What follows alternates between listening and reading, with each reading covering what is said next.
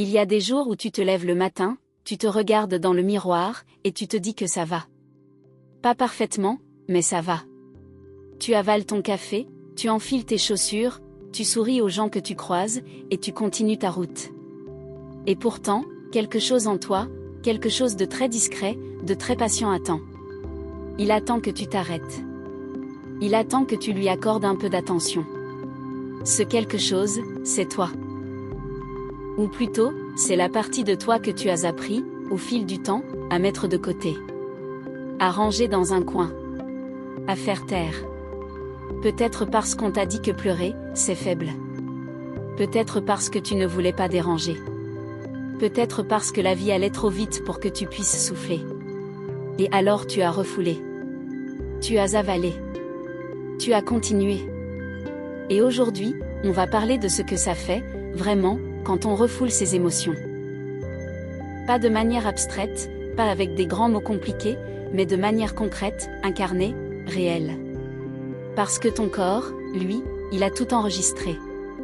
Et il te parle, même quand tu fais semblant de ne pas l'entendre. La première chose que ton corps ressent quand tu refoules tes émotions, c'est une tension physique qui s'installe, souvent sans que tu saches vraiment pourquoi. Imagine une journée ordinaire. Tu es au travail, et ton responsable te dit quelque chose d'injuste devant tout le monde. Tu encaisses. Tu ne dis rien. Tu souris, ou tu hoches la tête, ou tu détournes le regard. Et intérieurement, il y a quelque chose qui se contracte. Tes mâchoires se serrent légèrement. Tes épaules remontent d'1 millimètre. Ton ventre se noue. Et toi, tu continues ta journée. Tu rentres chez toi. Tu regardes une série. Tu t'endors. Mais le lendemain matin, tu te réveilles avec une nuque raide. Ou un mal de dos inexpliqué. Ou une fatigue qui ne correspond à rien, parce que tu as pourtant bien dormi. Ce n'est pas une coïncidence. Le corps humain est extraordinairement honnête. Quand une émotion émerge, la colère, la tristesse, la peur, la honte. Elle produit une réponse physiologique réelle. Le cœur s'accélère. Les muscles se préparent. Le système nerveux se mobilise. C'est une réaction ancienne, primaire, qui existait bien avant qu'on ait des mots pour nommer ce qu'on ressent. Et quand tu ne permets pas à cette émotion de s'exprimer, de circuler, de trouver une sortie, cette énergie ne disparaît pas pour autant. Deuxième chose, et celle-là est particulièrement subtile, quand tu refoules tes émotions depuis longtemps, tu commences à perdre la capacité de les ressentir clairement. C'est un peu paradoxal, non? On pourrait croire qu'en refoulant, on souffre moins. En réalité, ce qui se passe, c'est que tu perds progressivement le contact avec toi-même. Et ce n'est pas une image, c'est quelque chose de très concret. Imagine une radio dont tu baisses le volume au minimum pour ne plus entendre les nouvelles qui te perturbent.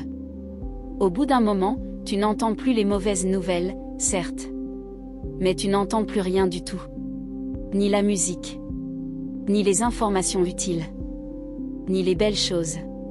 C'est exactement ce qui se passe avec les émotions.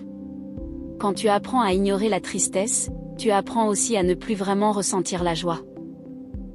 Quand tu fais taire ta colère systématiquement, tu perds un peu de ton élan vital, de ton désir de te défendre, de te battre pour ce qui compte. Les émotions ne fonctionnent pas à la carte. On ne peut pas choisir de n'anesthésier que les désagréables. Elles forment un spectre continu, et quand tu étouffes une extrémité, l'autre s'assombrit aussi. Beaucoup de gens qui ont refoulé pendant des années décrivent un sentiment étrange de vide émotionnel. Pas de la tristesse à proprement parler. Plutôt une espèce de platitude. Une grisaille intérieure. Ils font des choses qui devraient les rendre heureux et ils se sentent rien. Ou presque rien. Et ça fait peur, parce qu'on ne comprend pas d'où ça vient. On se dit qu'on est cassé, qu'on est bizarre, qu'il y a quelque chose qui ne va pas chez soi. Mais non. Il n'y a rien de cassé. Il y a juste un système qui a appris à se protéger en se fermant. Et la bonne nouvelle, et il y en a une, c'est que cette capacité à ressentir ne disparaît pas vraiment. Elle attend. Elle se réveille. Lentement, doucement, quand on commence à lui laisser de la place. Troisième chose que ton corps ressent, et c'est peut-être l'une des plus importantes à comprendre, le refoulement émotionnel a un impact direct sur ta santé physique. Et je ne dis pas ça pour te faire peur, je le dis parce que c'est documenté, c'est réel, et ça mérite qu'on en parle franchement. Le stress chronique, celui qui naît quand on porte des émotions non exprimées, quand on est en permanence dans la retenue, dans le contrôle, ce stress a des conséquences tangibles sur l'organisme. Le système immunitaire travaille moins bien. La digestion déraille, reflux, ballonnement, intestin irritable, toutes ces petites choses qu'on met sur le compte de l'alimentation alors que parfois, elles parlent d'autre chose. Le sommeil se fragmente. La tension artérielle grimpe. Le cœur travaille différemment. Ce n'est pas une coïncidence si, dans les périodes les plus difficiles de ta vie émotionnelle, tu tombes plus souvent malade. Si tu attrapes tous les rhumes. Si tu te réveilles épuisé même après 8 heures de sommeil. Ton corps et ton psychisme ne sont pas deux choses séparées.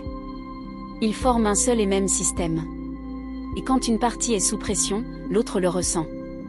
Il y a une raison pour laquelle on dit que certaines douleurs sont psychosomatiques, non pas parce qu'elles sont imaginaires, mais parce qu'elles ont une origine émotionnelle tout à fait réelle. Le corps somatise. Il traduit en langage physique ce que tu n'as pas pu ou pas su dire avec des mots. Et encore une fois, ce n'est pas une faiblesse. C'est une intelligence. C'est le corps qui trouve un chemin pour s'exprimer quand tous les autres sont fermés. La question n'est pas de te juger pour ça. La question, c'est de commencer à l'écouter. Quatrième chose, et on entre là dans un territoire qui touche beaucoup de gens sans qu'ils s'en rendent compte, quand tu refoules tes émotions, tu modifies la façon dont tu interagis avec les autres. Et souvent, pas dans le sens que tu voudrais. Réfléchis à ça une seconde. Quand tu portes une charge émotionnelle non exprimée, une colère, une tristesse, une peur et que tu la gardes pour toi, elle ne reste pas tranquillement dans son coin.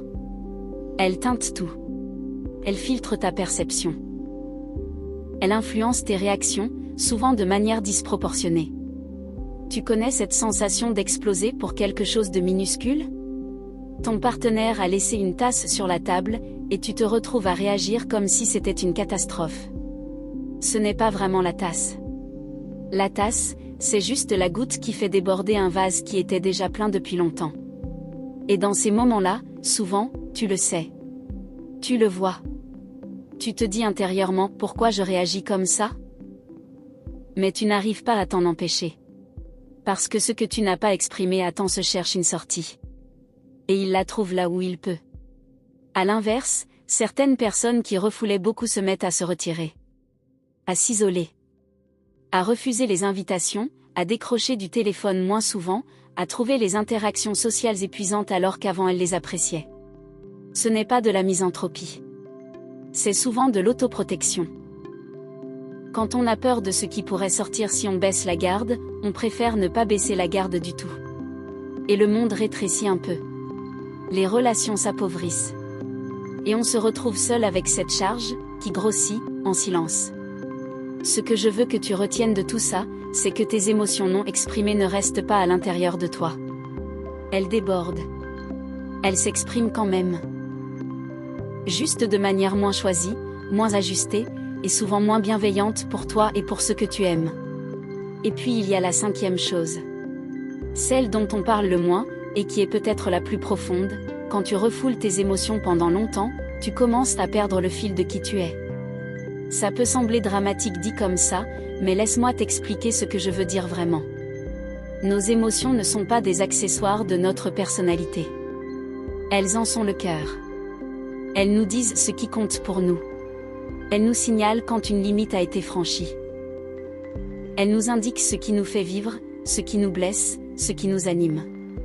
Quand tu refoules tes émotions de manière systématique, souvent parce que c'est ce qu'on t'a appris à faire, parce que c'est ce que l'environnement exigeait, parce que c'est ce qui te permettait de survivre à certains moments difficiles, tu déconnectes peu à peu de ce système d'information interne. Et progressivement, tu ne sais plus très bien ce que tu veux. Ce que tu aimes vraiment. Ce qui t'est insupportable. Tu te retrouves à vivre une vie qui correspond à des attentes extérieures, celles de ta famille, de la société, de tes collègues, sans savoir si c'est vraiment ce que toi tu voulais. Tu te retrouves dans des relations, des emplois, des engagements, et tu te demandes comment tu es arrivé là. Pas parce que ces choses sont mauvaises en soi, mais parce que tu ne sais plus si tu les as vraiment choisies, toi. Parce que la voix intérieure qui aurait pu te guider, tu l'as faite taire trop longtemps. Et ça, c'est une forme de perte qui est silencieuse, mais qui est réelle. Ce n'est pas une perte de mémoire. C'est une perte de boussole. Et quand on n'a plus de boussole, on s'agite beaucoup, on fait beaucoup de choses, on remplit son agenda, on occupe ses soirées précisément pour ne pas s'asseoir dans ce silence où pourrait surgir la question, mais au fond, qu'est-ce que je ressens, moi ?